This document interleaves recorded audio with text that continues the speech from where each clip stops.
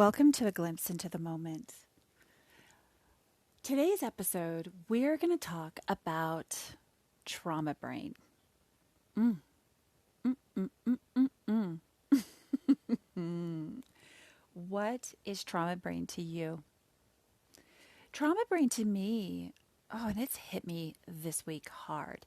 It can actually go a couple of different ways. It can be for me just a completely exhausted space that my brain gets to where I cannot handle anything else. I literally have to start limiting the amount of interaction around me to keep status quo, to keep me going, keep me processing right where I'm at. Nothing else gets added to the bucket.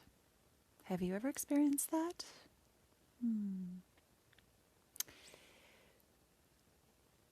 A more perhaps appropriate description of trauma brain, though, is really when I have that space where the past takes over my brain, and now I am no longer thinking rationally.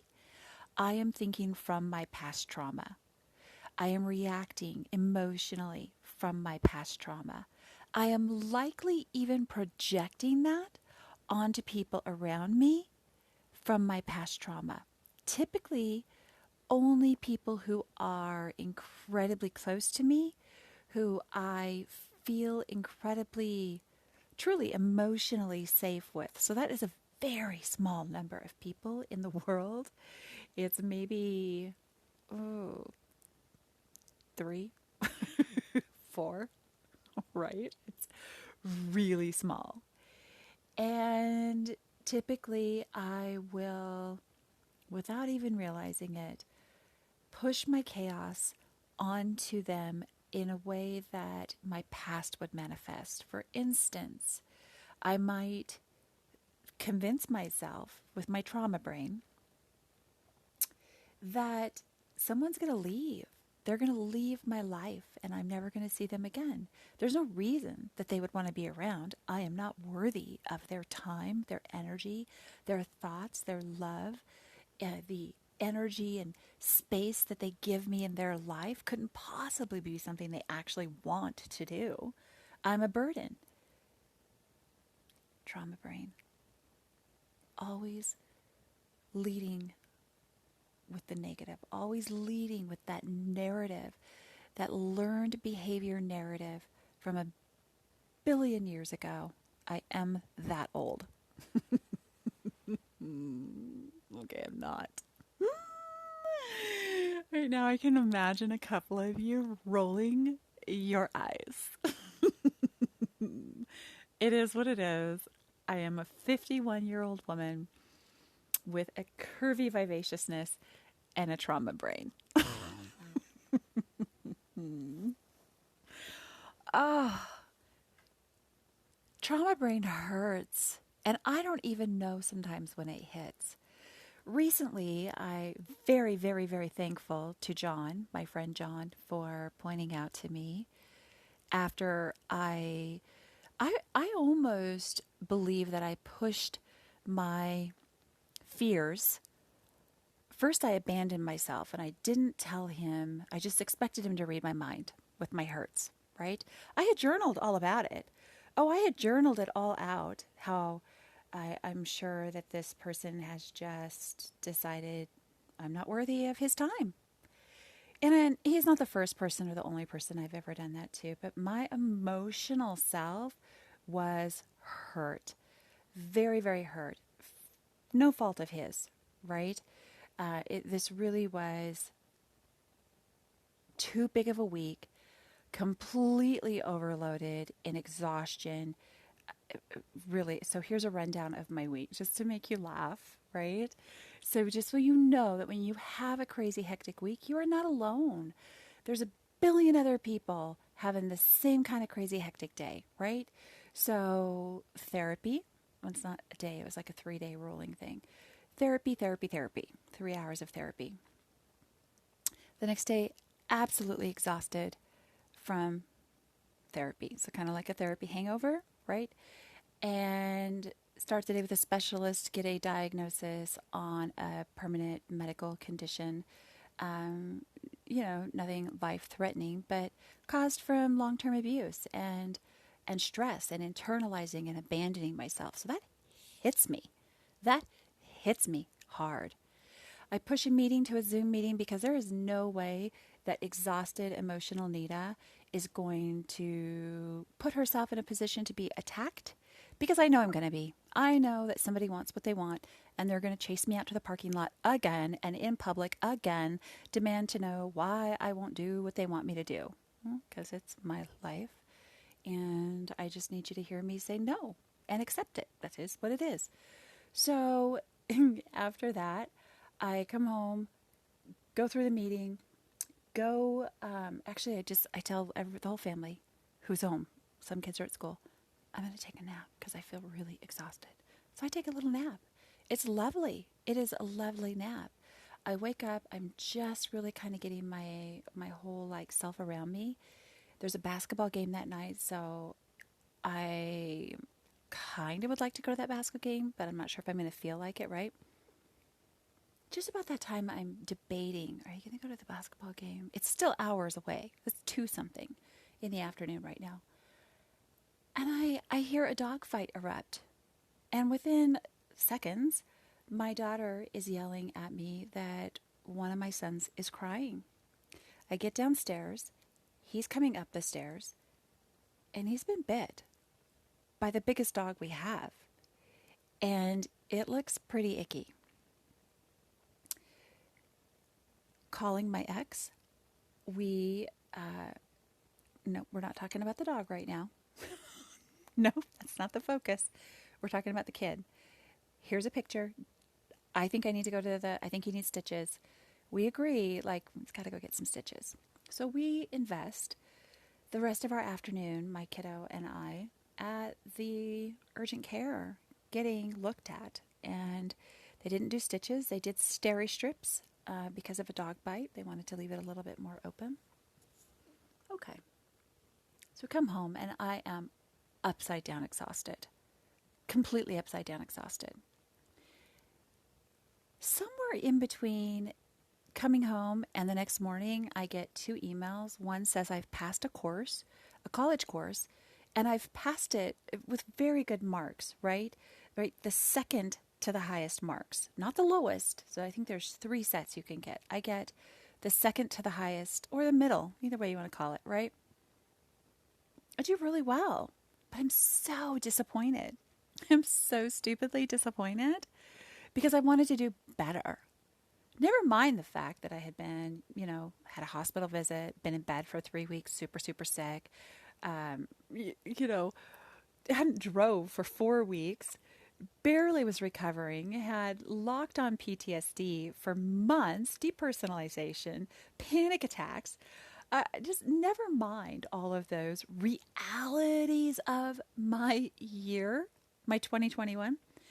I wanted to do better on that college course, and I didn't. And it hit. Additionally, I opened up a thing from my lawyer with a ginormous bill, and that hit me. Right? So those 2 things are plunked in there. And then, oh my goodness.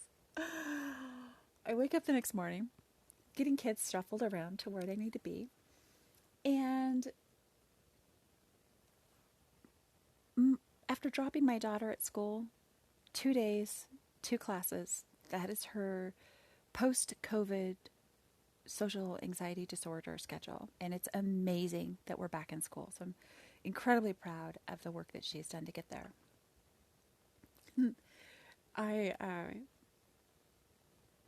My son wants to go to school that got the dog bite, right? I'm going to go to school. Okay, but I need to change the bandages first. We take those bandages off, and I'll be damned if that steri strip hasn't come loose. And so now the wound is gaping wide open. And we have to go back to urgent care because this isn't going to work. And in between that, my oldest son, very casually, walking past me, says, "Oh yeah, and Mom, I think I got bit by a snake yesterday." I'm sorry, that is not funny.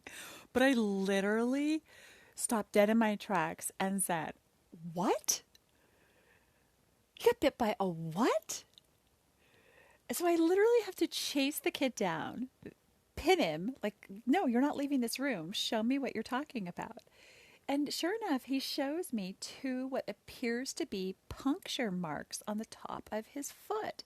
And he had been fishing at a pond. And I don't know if you have boys, but if you don't, boys are just all in, man. I swear, a boy could practically lose a leg and still keep fishing.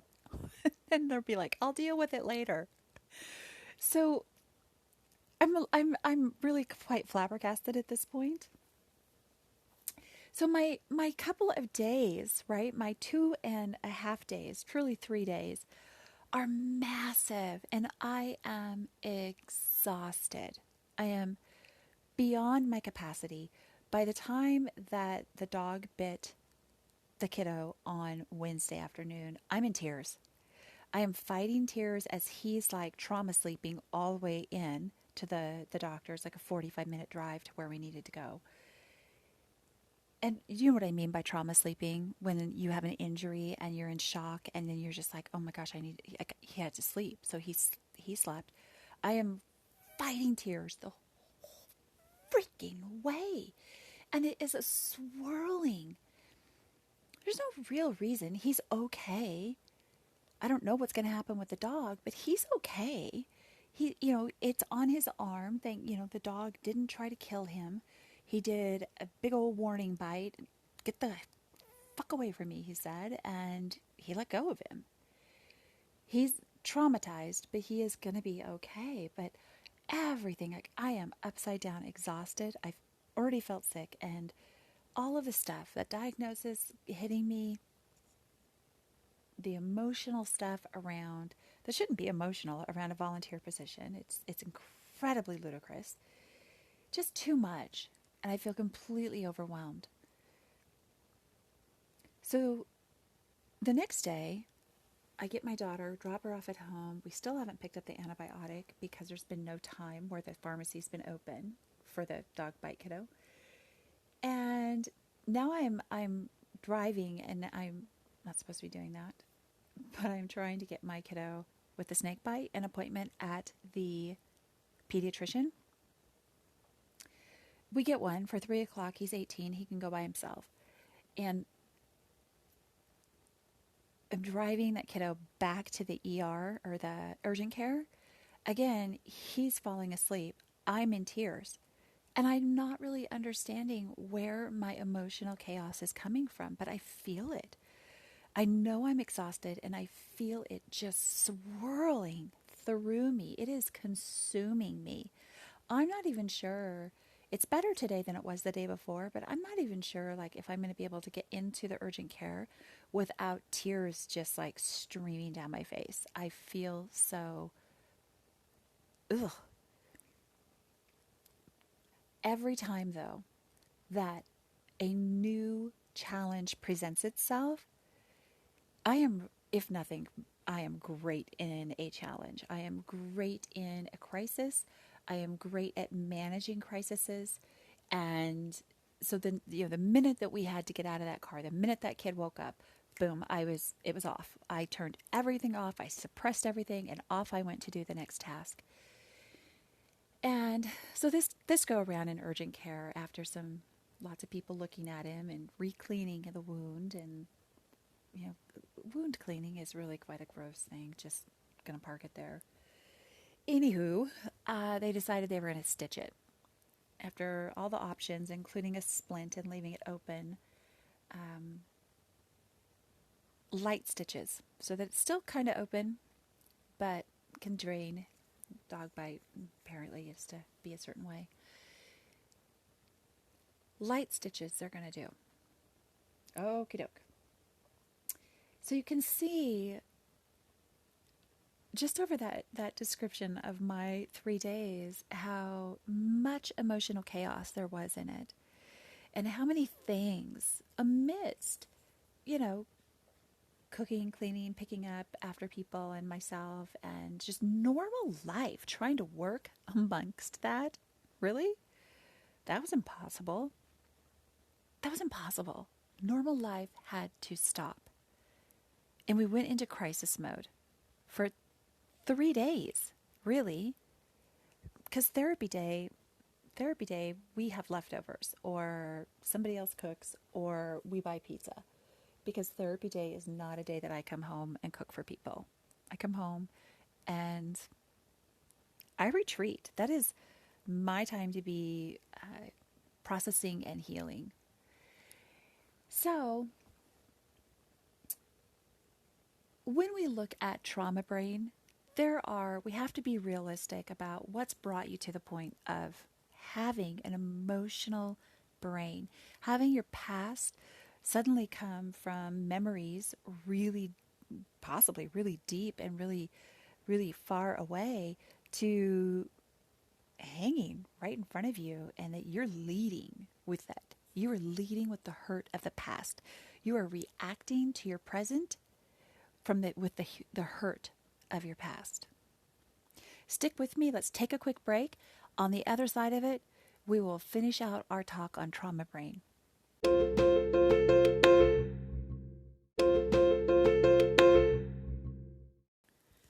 Welcome back. Thanks for sticking around. Maybe after my description of my 3 days, it's easier to understand what trauma brain is if you've never experienced it. My hunch is, after my description of how you can segue into trauma brain, you are beginning to recognize, or you are dialing into your own trauma brain. Those events made me feel very vulnerable, very, very vulnerable, very uneasy, very alone, very and alone because of my own trauma. Not because I didn't reach out to my support system and tell them I needed emotional help, and not because they didn't give me emotional help in the way that they do. Because once I got to the space where I felt completely vulnerable, how am I going to pay this lawyer bill? How am I ever going to manage this acid reflux disease? How am I, and how could I have ever abandoned myself so much that I actually have possibly permanently damaged my esophagus and the whole thing that goes along with that, right? How could this dog have bit my child? What's going to happen if they take the dog away?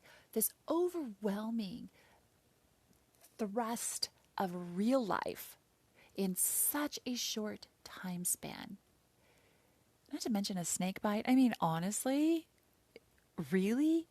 Who on earth? And how did you not know that? How did you not say something about that? I say that with a light sparkle in my eyes because I know my kiddo's okay.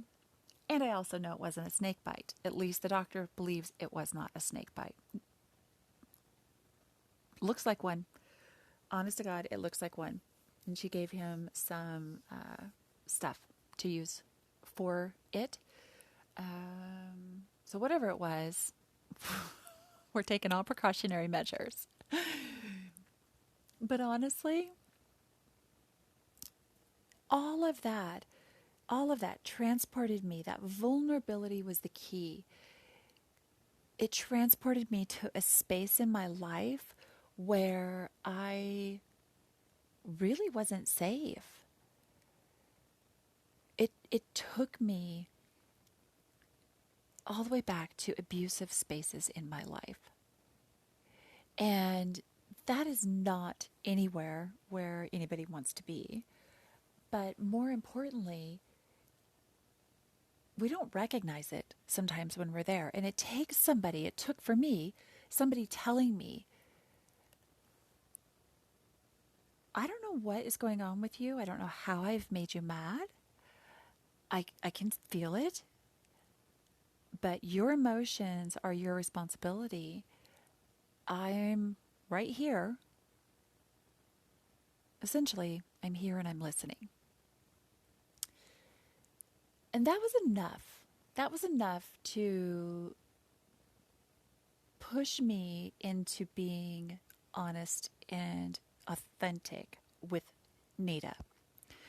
Because I reviewed, I went back and I reviewed the conversation, and I had clearly abandoned myself, right? I didn't tell this person, well, you've hurt my feelings and this is how you've hurt my feelings. I didn't tell the person, well, really anything that was going on. I merely expected them to know. How lame. How would they ever know? So then what I would refer to, or when I reread it, I was like, oh, that almost sounds a little passive aggressive. I don't think that it was, but it was close. I don't even remember what the passage was. Anyhow, when this person said this to me, it was that jolt back to reality. And then I opened up and I said, well, I feel like, and I say all these things that I've written in my journal, that I am, that I'm going to lose you, that you're leaving me, and that I'm not worthy of your time and energy. And I literally could feel a person probably laughing on the other end because they were like, oh my gosh, this is just so not true. Instead of fueling my emotions or abandoning my emotions, the person basically really just sat there and said, I'm just going to be here. Not going anywhere. They didn't even say they're not going anywhere. Heck, I wish I could remember exactly what they said. Oh, the whole point of this podcast, Nita. They said, Nita, that's just your trauma brain talking. That's not you. That's your trauma. That's your past.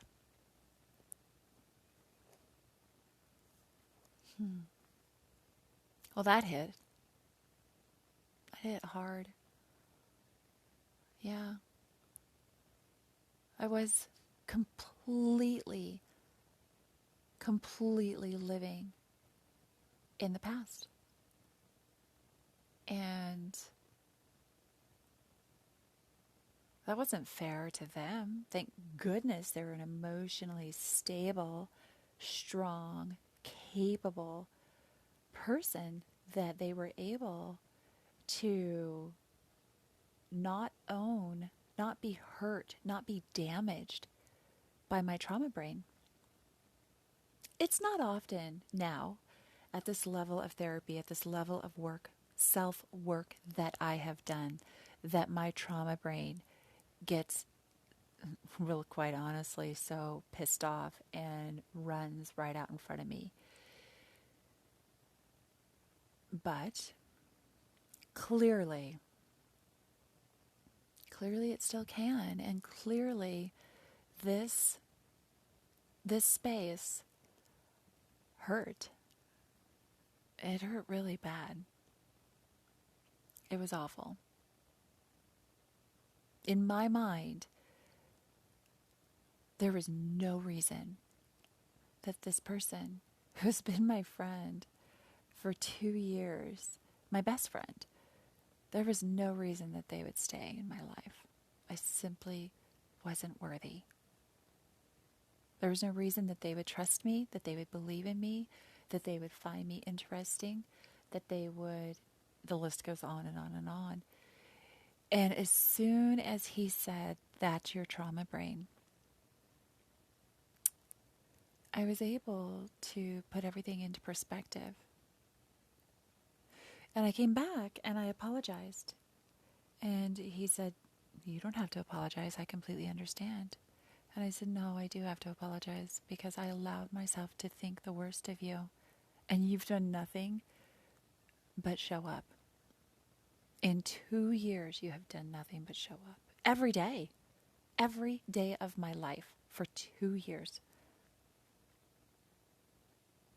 And I doubted you. And that I need to apologize for.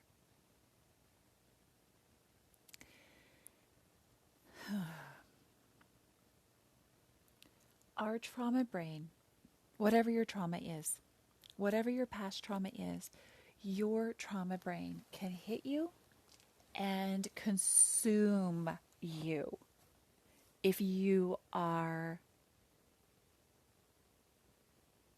vulnerable and unaware of what your triggers are. I knew I was struggling. I knew I was struggling. I knew I was tired and struggling after therapy on Tuesday. I shifted. I was so proud of myself because I shifted around my Wednesday to be more successful, right? Because I already knew I wasn't feeling very good. Shifted it around to put myself in an emotionally safer position and honor the fact that everything in my body was screaming, you need more sleep. You need to rest. And then that dog bite, and then those emails, and that diagnosis from a specialist in the morning. And then we roll into the next day. And.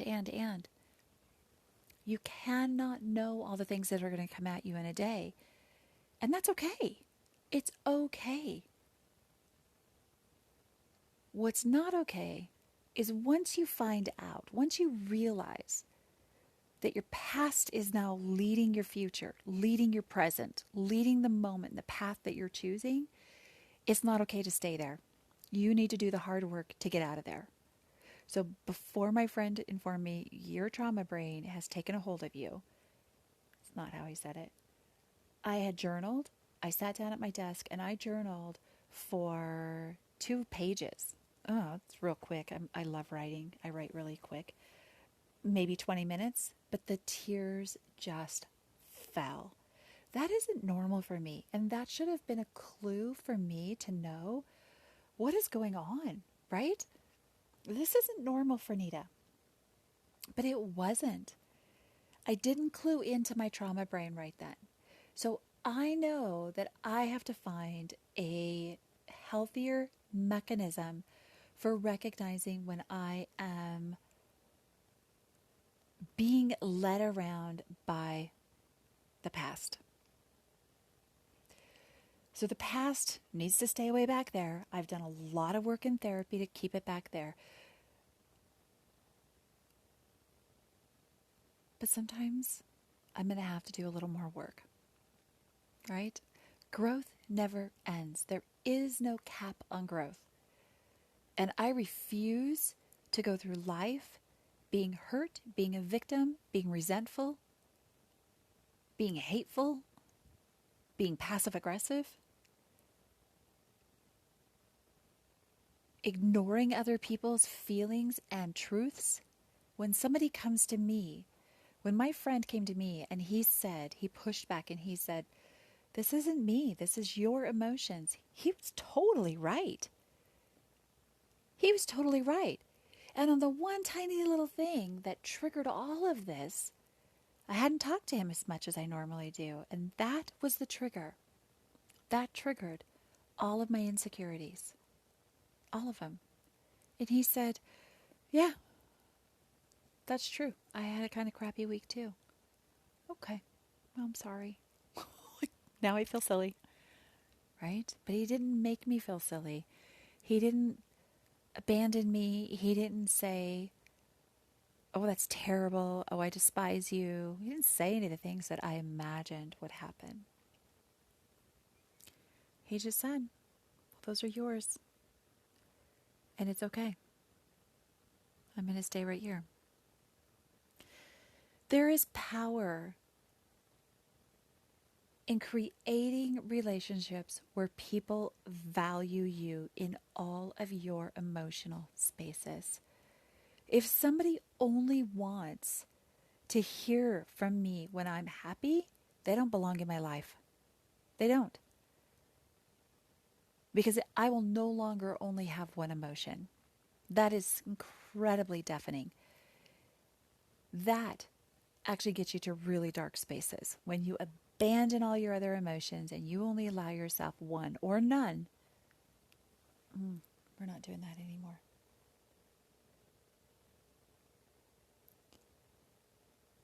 Your trauma brain jumps in front of you to protect you, to prepare you, to help you. One day I will talk about trauma brain and trauma during just more a deeper and more intimate look at it. I'm not there. I'm not ready to talk about that yet. So, down the road, a little something to look forward to.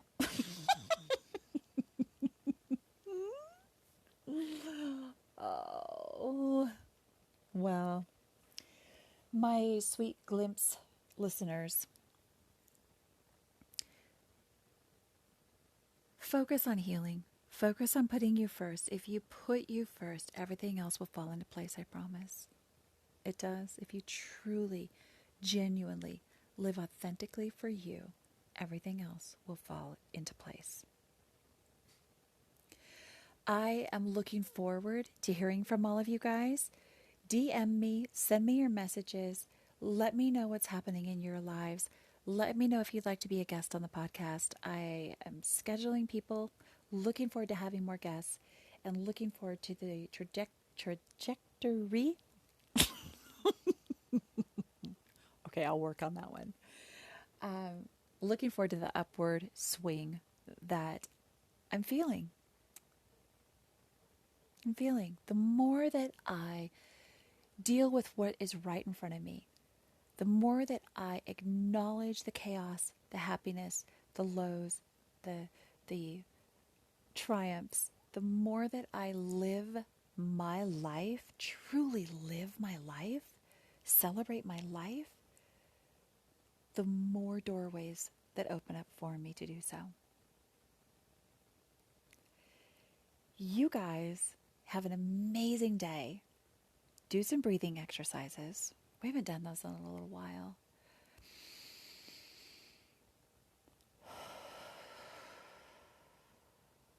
One more.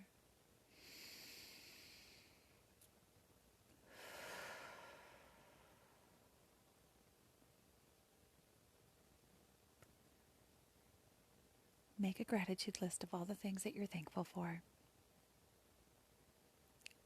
When you feel that overwhelmed chaos, reach out for your support group. Get your journal. Listen to those around you who truly love you, because the people who love you, their honesty is their truth. And if they authentically, genuinely love you, their truth won't hurt. It will help level you out. Don't reject the people who are trying to level you out. Thank you guys for tuning in. This is Nita with A Glimpse into the Moment. You'll find me on Instagram and on the web, and this podcast. Please share it with your friends. Recommend this podcast. If it's been helpful for you, it might be helpful for someone else. Follow me also on whatsup.org, whatsup.organization on Instagram, and follow us over on Team Sharudo. You guys have an amazing day. Thank you so much for joining in. Let me know what you think.